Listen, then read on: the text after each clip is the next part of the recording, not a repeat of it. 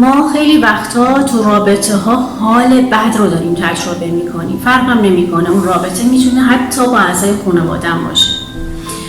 حالا چرا حالمون اصولا میبینیم که بده؟ چون دوران کودکی ما، اون بچگی ما یه داستانهایی بوده، یه باورهای اشتباهی تو مغز ما انگار تزریق شده با اون قصه ها، با اون کارتون هایی که دیدیم، با اون رابطه های پدر و مادر و معلم و محیط بازی حتی که داشتیم.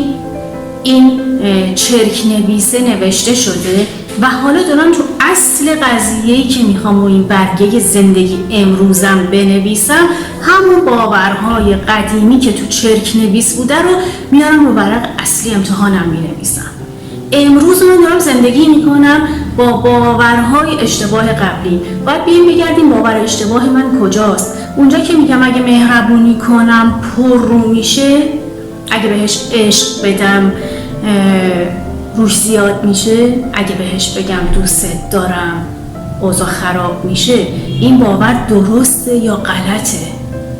فقط این باور رو شنیدم و تو مغزم نگهش داشتم یا نه انجامم دادم و دیدم اوضاع خراب شده؟ نظر شما واقعا چی هست؟ مهربونی اوضاع رو خراب میکنه؟ اینکه من به کسی که دوستش دارم بگم دوست دارم پررو میشه؟ مگه نگفتن که از محبت خارها گل میشود؟ نظر شما برام مهم